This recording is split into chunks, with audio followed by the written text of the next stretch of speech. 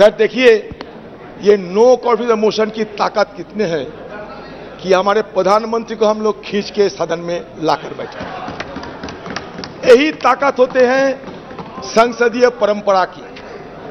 हम ये no confidence motion आने के लिए कोई सोचा भी नहीं था, लेकिन हम बार बार ये गुहार लगाते आए थे कि कम से कम हमारे देश की प्रधानमंत्री सदन में आए और मणिपुर की मुद्दे पे हम बोलने का पहले कुछ बोले। ये सिर्फ हमारा मांग थी और कुछ नहीं। हमारा मांग कोई बीजेपी नेता से नहीं, हमारी मांग थी हिंदुस्तान की प्रधानमंत्री से, जो लाजमी है क्योंकि हम भी ये सदन की मेंबर है। लेकिन पता नहीं प्रधानमंत्री जी क्यों इतना आड़े हुए थे कि सदन में ना आने की शपथ ले चुकी थी। तो इसी के चलते मजबूरन हमें भी ये संसदीय जो औजार इस्तेमाल करने की गुंजाइश है, ये संसदीय औजार को इस्तेमाल करते हुए हमें अविश्वास प्रस्ताव लाने पड़ी। ये अविश्वास प्रस्ताव लाने के पीछे सबसे बड़ा वजह है। सर, कल जब सदन में हम लोग चर्चा में भाग ले रहे थे तो सदन में एक गूंज उठी कि हमारे देश से भ्रष्टाचार, क्विट इंडिया, परिवारवाद, क्विट इंडिया वगैरह वगैरह, क्योंकि ये 9 अगस्त हमारे अगस्त क्रांति दिवस माना जाता सर। मैं इसके बारे में कुछ बोलना चाहते हैं। सर, भारत छोड़ो आंदोलन, जिसे अगस्त क्रांति के नाम से भी जाना जाता है, एक राष्ट्रव्यापी सविनय अवज्ञा आंदोलन था जिसका आह्वान 7 अगस्त 1942 को अखिल भारतीय कांग्रेस समिति के बॉम्बे सत्र द्वारा किया गया था। इसकी शुरुआत 8 अगस्त को मुंबई के ग्वालियर टैंक मैदान में दिए गए अपने भारत छोड़ो अभियान के भाषण में गांधी जी के करो या मरो के आह्वान के अनुसार 9 अगस्त को हुई थी। अंग्रेजों ने 8 अगस्त को ही बड़े पैमाने पर लोगों की नजरबंदी के साथ अत्यंत तेजी की प्रतिक्रिया व्यक्त की। 1 लाख से अधिक गिरफ्तारियां की गई, जिनमें गांधी जी सहित कांग्रेस के शीर्ष नेतृत्व के नेता भी शामिल थे। बड़े पैमाने पर जुर्माना लगाया गया और प्रदर्शनकारियों को सार्वजनिक रूप से मारा पीटा गया। हिंसा में सैकड़ों नागरिक मारे गए, जिनमें से अनेक पुलिस और सेना की गोली से मारे गए। सर, मैं ये कहना चाहता हूं इसलिए कि इसके पहले भी मैसूर में एक भयानक नरसंहार हुआ था, जहां हिंदू महासभा और आरएसएस की बेहद करीबी मैसूर के राजा की सशस्त्र सेना ने तिरंगे को सलामी देने के लिए 22 कांग्रेस कार्यकर्ताओं को गोली मारकर हत्या कर दी थी। 1942 में कानपुर में हिंदू महासभा शासकों के साथ सहयोग करने की रणनीति को निम्नलिखित शब्द में रेखांकित किया गया था। हिंदू महासभा को मानना है कि समस्त व्यवहारिक राजनीति का प्रमुख सिद्धांत अंग्रेजों के साथ उत्तरदायी सहयोग की नीति है। उत्तरदायी सहयोग की नीति जो बिना शर्त सहयोग से लेकर सक्रिय और यहां तक कि सशस्त्र प्रतिरोध तक देशभक्ति के क्रियाकलापों के संपूर्ण क्षेत्र को कवर करती है। समय की जरूरतों, हमारे निपटान में संसाधनों और हमारे राष्ट्रीय हित के निर्देशों के अनुसार खुद को अनुकूल बताती रहेगी। सर, इसके साथ साथ व्यावहारिक राजनीति में महासभा जानती है कि हमें उचित समझौता के माध्यम से आगे बढ़ना चाहिए। इस तथ्य का प्रमाण यह है कि हाल ही में सिंध में निमंत्रण पर सिंध हिंदू महासभा ने गठबंधन सरकार चलाने के लिए मुस्लिम लीग के साथ हाथ मिलाने की जिम्मेदारी ली थी। बंगाल के मामले तो जगजाहिर है, आक्रामक मुस्लिम लीग वाले, जिन्हें कांग्रेस भी अपनी पूरी विनम्रता के बावजूद शांत नहीं कर सकी, जैसे इसी फजलुल हक के प्रधानमंत्रित्व और उनके सक्षम नेतृत्व में हिंदू महासभा और गठबंधन सरकार के संपर्क में आए, काफी हद तक समझौतावादी और मिलनसार हो गए। हमारे सम्मानित महासभा नेता स्वर्गीय डॉक्टर श्यामा प्रसाद मुखर्जी ने दोनों समुदायों के लाभ के लिए लगभग 1 वर्ष तक सफलतापूर्वक कार्य लिया। बंगाल मुस्लिम लीग मिनिस्ट्री में उप मुख्यमंत्री डॉक्टर श्यामा प्रसाद मुखर्जी ने हिंदू महासभा और मुस्लिम लीग की ओर से बंगाल सरकार के लिखे एक पत्र में यह स्पष्ट किया कि ये दोनों दल ब्रिटिश शासकों को कांग्रेस द्वारा आरंभ किए गए भारत छोड़ो आंदोलन के खिलाफ बंगाल के राक्षस के रूप में देखते थे। तो इसमें साबित क्या हुआ सर? ब्रिटिश के तरफदारी करने वाले आपके पूर्वजों ने ये देश के लिए यही हमें दान किया था। तो आप लोगों से इससे ज्यादा उम्मीद हमें नहीं थी कि जब क्रांति सब अगस्त क्रांति के दिन आप अगस्त क्रांति के दिन नारा लगाते हुए वो बात हटा दिए और नया नया नारा लगाते हुए लोगों को आपने गुमराह करने का कोशिश किया। हमारे बात साफ है, हमारा बात साफ है सर, क्विट इंडिया होना चाहिए, क्विट इंडिया होना चाहिए। सांप्रदायिकरण से क्विट इंडिया, ध्रुवीकरण से क्विट इंडिया, भगवाकरण से क्विट इंडिया। क्विट इंडिया हमें करना ही पड़ेगा।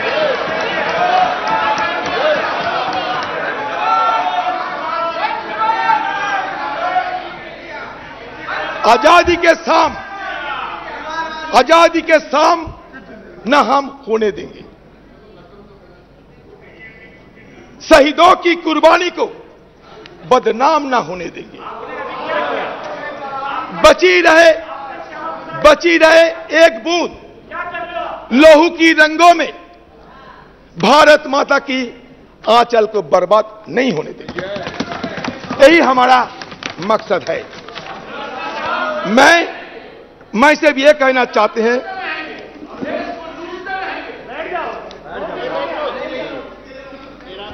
सर, प्रधानमंत्री जी को सम्मान के साथ ये कहना चाहते हैं कि देखिए प्रधानमंत्री जी, आप एक बार नहीं 100 बार प्रधानमंत्री बने, हमें कोई फर्क नहीं। इसमें हमें कोई लेना देना नहीं। हमें लेना देना भारत की आम जनता के साथ। जब मणिपुर गए तो मणिपुर की दशा देखा हमने, और दशा देखने के बाद हमें जरूर यह महसूस हुई कि कम से कम देश की सबसे बड़ा मुखिया होने के नाते प्रधानमंत्री जी को एक बार मणिपुर के आम वासियों के लिए कुछ संदेश देना चाहिए, कुछ संदेश देना चाहिए थे। शांति की कोई पैगाम लेकर प्रधानमंत्री जी को खुद कोई कार्रवाई करना चाहिए थे। कम से कम आपकी तरफ से एक बार मणिपुर के लोगों को अपना मन की बात रखना चाहिए थे। सर, ये मांग कोई गलत मांग नहीं है, मणिपुर के आम लोगों की मांग था। सर, शेक्सपियर की एक मैकबेथ एक लेख है। मैकबेथ को सर ये टायरेंट कहा जाता था। एक टायरेंट किंग मैकबेथ, अत्याचारी राजा। तो मैकबेथ के अत्याचार देखते हुए शेक्सपियर ने बड़े दुख जताई थी और कह रहे थे कि स्कॉटलैंड में जिस तरीके की हमला हो रहे हैं, जिस तरीके की दुर्दशा देखे जाते हैं, तो उसमें बड़ी दुख के साथ एक कोई शब्द लिखे थे, it weeps, it bleeds, and each day a gas is added to the wounds.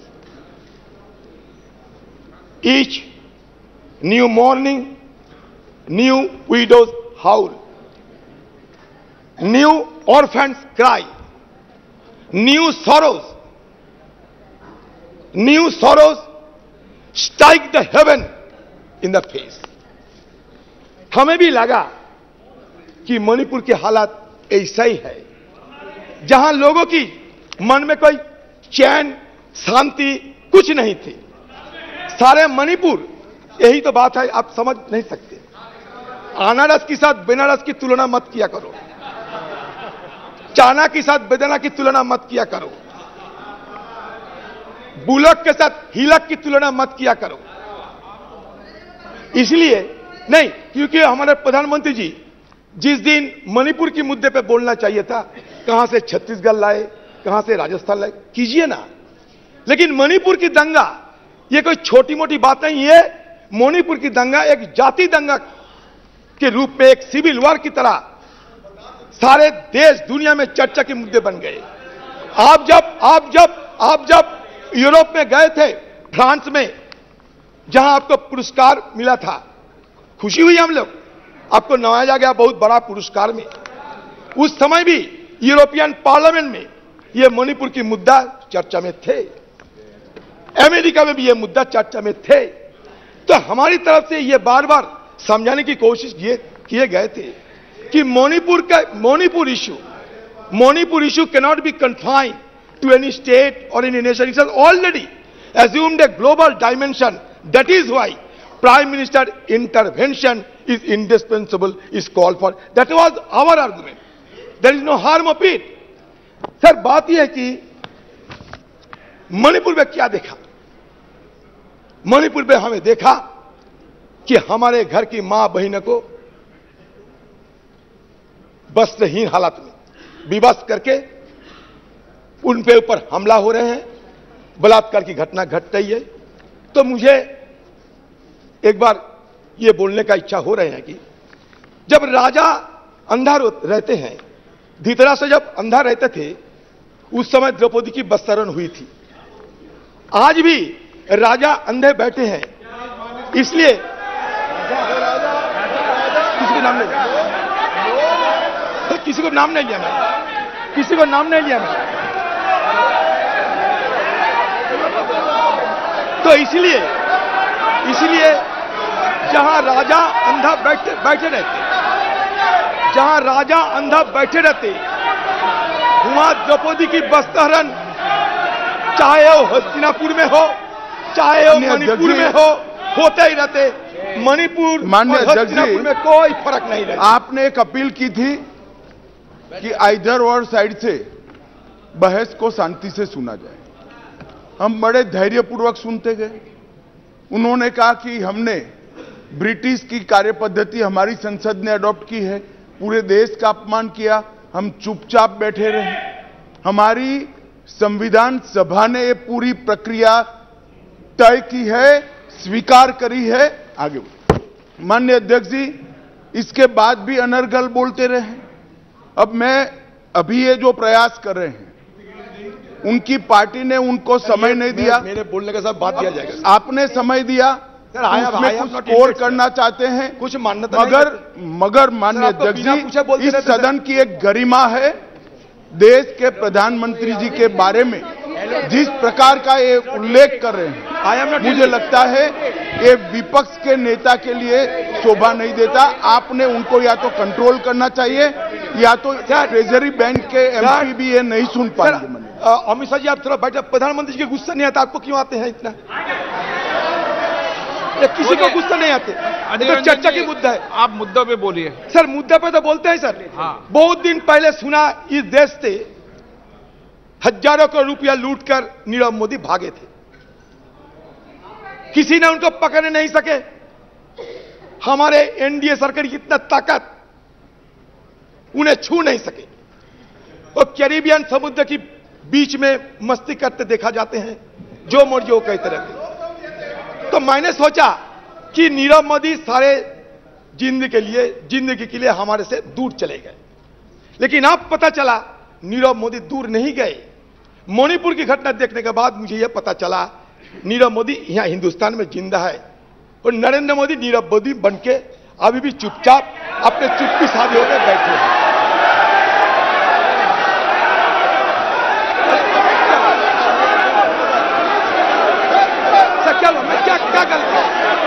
Sir, मैं गलती क्या की सर? सर, इनको माफी मांगना चाहिए। इनका पार्टी इनको समय नहीं दिया, जैसे गृह मंत्री ने बताया। समय हमारे पार्टी से लिया है, और अभी इनका अभी से लेकर क्या क्या बात कर रहे हैं सर? ये चाँद से लेकर सर, ये अनाप शनाप बात नहीं चलेगा सर। चीता तक ये नीरव मोदी को लोन तो इन लोगों ने दिया है, कांग्रेस पार्टी ने दिए है। सदन है, आप मुद्दों पे बोलिए। मैं तो ये मेटाफोरिकली बोला, अभी सदन के अंदर मेटाफोरिकली नेता है। लोन कौन दिया? लोन कौन दिया? कोई गलत अरे अजीर बाबू, लोन कौन दिया बताइए? आपके एआईसीसी ऑफिसर फोन करके लोन दिलवाए नीरव मोदी को, क्या बात कर रहे हैं? अगर आप सत्ता में रहते तो नीरव मोदी इधर रहता था, उनको लोन वसूली करने के लिए कोशिश की हमारा सरकार, इसीलिए भाग गए हैं। उदाहरण की तरह बोले सर, बात यह है कि हमारे प्रधानमंत्री चाहे चांद हो और चाहे कूनो फोर्स की चीता हो, चांद हो ये कूना फोर्स की चीता हो, हर चीज में प्लीज प्लीज प्लीज प्लीज जाइए, प्लीज जाइए अपनी सीट पे।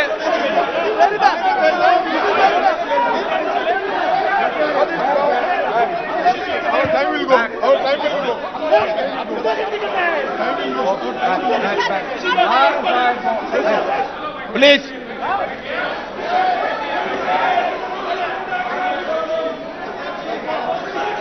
सर, आप मुद्दे पे बोलिए। बड़े दावे के साथ कह सकता हूं सर, आप मुद्दे मैं पे किसी को आहत करने के लिए, आप मुद्दे पे बोलिए किसी को ना। चोट पहुंचाने के लिए मैं एक शब्द नहीं कहते। अच्छा, आप मैं लोग संयम रखें। गलतफहमी हो रहे हैं। हम ये कहना चाहते हैं कि चांद से लेकर कूनो फॉरेस्ट की चीता तक हर चीज में हमारे प्रधानमंत्री कुछ ना कुछ बोलते। संयम रखिए लेकिन आप। मणिपुर के बारे में उन्हें चुप्पी साधी रहे, ये हमें बिल्कुल पसंद नहीं हुई है। यही मैं जाहिर करना चाहते हैं। संयम पे बोले आप। सर, अभी तक देखिए ना, मणिपुर की जो 2 एमपी है, मणिपुर के 2 एमपी डॉक्टर रंजन सिंह राजकुमार, मणिपुर का और एक एमपी डॉक्टर लोरो फुजो, किसी को बोलने का मौका नहीं दिया जाता कि हमें सदन के अंदर कुछ सुने उनसे, वो भी नहीं मौका मिलती लोग। हम अमित शाह जी को पूछना चाहते हैं, अमित शाह जी, कल जो आपने बयान दिया ना, ये बड़ा घातक बयान दिया आपने। आपने कहा था कल, याद कीजिए, कि हम बफर जोन में सारे सिक्योरिटी फोर्सेस को तैनात किया है। याद कीजिए, आपने खुद स्वीकार करते हैं कि बफर जोन बन गए हैं। बफर जोन कहां बनते? लाइन ऑफ कंट्रोल में बफर जोन बनते। इसका मतलब आप क्या स्वीकार करते हैं कि कुकीलैंड और मेरीलैंड अलग हो गए? Please conclude. नहीं सर, चलिए प्लीज कंक्लूड। सर, कैसे सर? ओके सर, इसीलिए ये बफर जोन की बात कभी आपको नहीं करना चाहिए था। मतलब आज जो sense of delineation, it is going to be translated into a geographical delineation of the 2 warring faction. इसलिए मैं आपको सतर्क करना चाहते, कल आपने बड़ा गलत बयान पेश की है। ये बफर जोन की मुद्दा उठाकर आपने खुद स्वीकार किया कि बफर जोन अभी है। आपने कांग्रेस पे आरोप लगाने का कोशिश किया, लेकिन देखिए, आपने खुद राज्यसभा में ये बताया कि 1528 फेक काउंटर हमारे जमाने में हुई थी। ये आपने यही नहीं बताया कि कितने साल तक वो हुई थी। 33 साल तक, 33 साल में हुई थी।